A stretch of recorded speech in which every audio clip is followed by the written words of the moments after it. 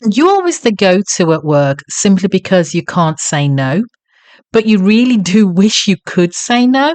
Well, stick around because we are touching on the topic, the power of saying no at work.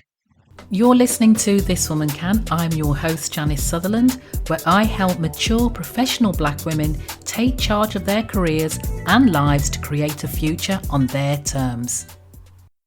Hey, and welcome back to This Woman Can. I am your host, Janice Sutherland, career strategist for the mature black woman. Well, today we're talking about, as I said at the top of the show, about the power of saying no, how to say no.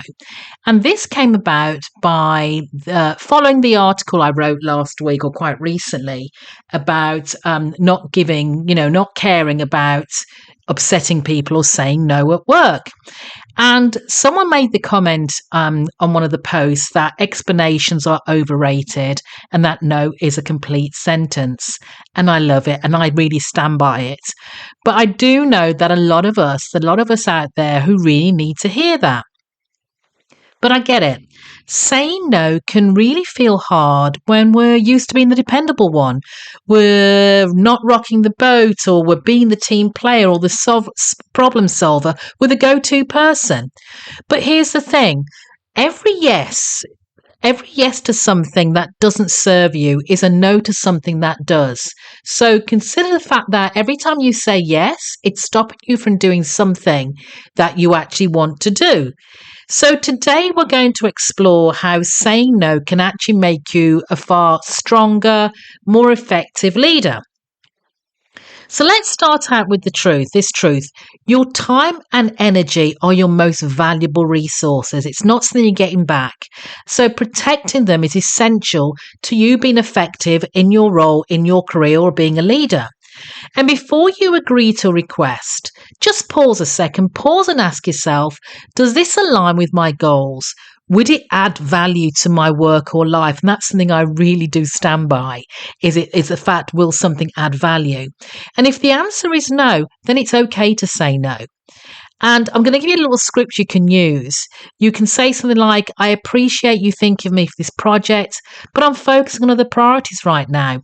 It's polite, it's professional, and it's clear. And I had a client who was overwhelmed with so many extra projects at work that really didn't align with her leadership goals. But once she started saying, and we were saying no, we started working on how to perfect her boundaries or boundary setting, she not only gained back her time, but also became far more respected for her focus and the impact, her high impact work. The next thing I want you to do is stop being the default problem solver. Stop being the go-to individual. People often expect us to have all the answers or take on extra responsibilities. But I want you to flip that script. Instead of saying yes to every single problem, taking a big sigh and complaining about it, try redirecting it, saying that, I trust you to handle that individual, because their easy default is to come to you because they can't be bothered to do it. So they come to you because you always say yes. So help them to turn it back into a challenge for themselves. This not only sets boundaries, but also empowers those around you to actually step up. A former colleague of mine would always jump in to save the day. She was always hands up first. If anybody came, with a problem, she was the one who believed she could solve it. Until she realized that she was enabling dependency because everybody kept coming to her. They didn't even try to sort the problem out herself. And once she started empowering a team to find solutions, not only did her stress levels drop, but her team's confidence also grew. The next I think you want to look at is creating a no actually builds respect. It doesn't have to create tension. Saying no doesn't have to be a negative. When it's done thoughtfully, it can actually build respect.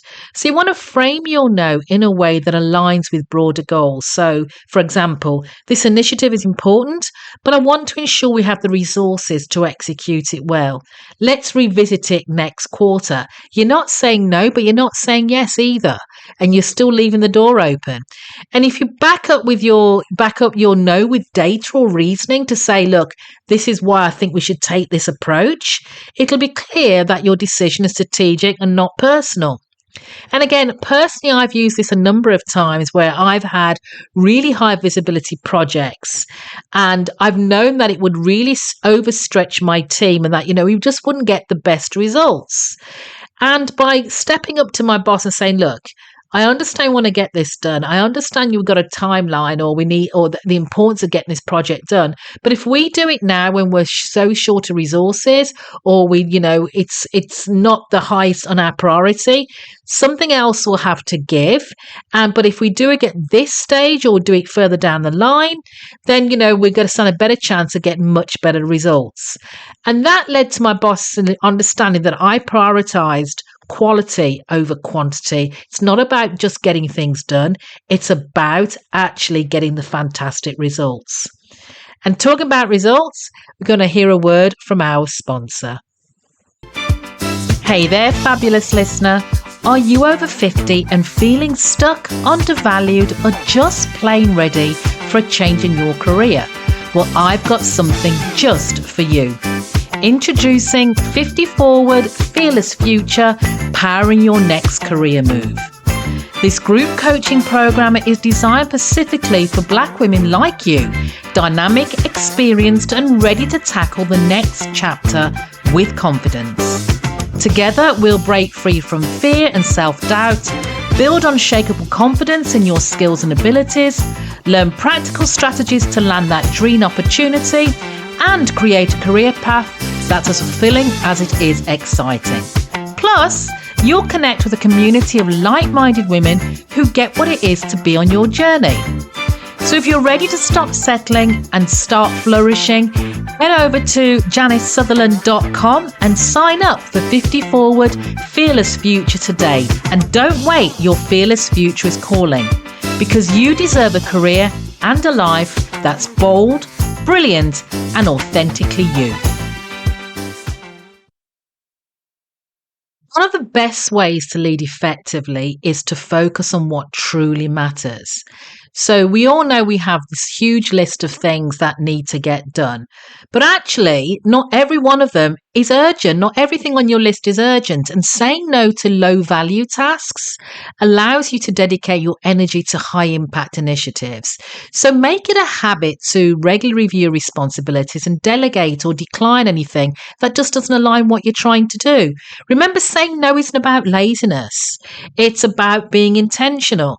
And I once worked with a woman who kept volunteering for low priority tasks, thinking that would improve her dedication. It would improve, should I say, her dedication. So she'd always be there, always doing those low tasks. But when she started saying no, she really had time to focus on strategic projects that led to actually getting a promotion, because she'd wasted or been spending all this time on those lower value projects that it wasn't really getting the recognition or for the work that she could actually do. And then lastly, you want to look at how you're doing boundaries, so how you're modeling boundaries for others, because when you confidently say no, you're not just helping yourself, you're giving others permission to do the same. And that's real leadership. That's mentorship. That's really showing how to get things done.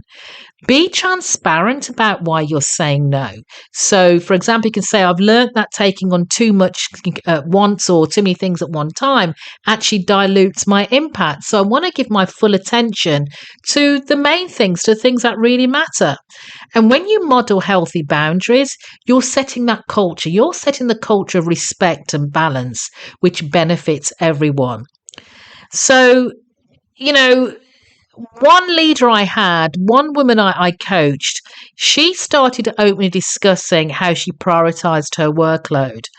And her honesty, and that was with her team, where her honesty really inspired her team to reassess their own boundaries and improve the team's overall productivity, because they realized that, actually they could set boundaries themselves and they could prioritize their workload and what it looked like. The thing here is that saying no at work isn't about being difficult. So take that out of your head if you're thinking, well, if I say no, people are going to get upset. It's actually about being deliberate. You know, you are a mature woman, you're probably a woman over 50, listen to this, over 40, and you've earned the right to prioritize your time and energy. When you say no to what isn't serving you, you're saying yes. You're saying yes to something that does serve you, to leading with purpose, focus, and authenticity. And that's definitely a yes worth celebrating. And on a final note, if you've been hesitant about about pursuing the next steps or taking the next steps in your goal of career change, I'm inviting you to complete my free mid-career fearlessness quiz, which will help you understand your approach to career transition by exploring your mindset, emotions, and readiness to change.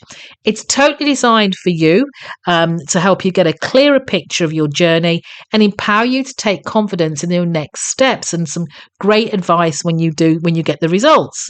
You can head over to my website, www.janicesutherland.com, or you'll find the link in the show notes wherever you're listening to this podcast. And that's it. Thank you for tuning in for this episode, This Woman Can. Remember, you have the power to lead on your terms. You have the power to say no. So until next time, remember, if I can, you can, this woman can. Take care.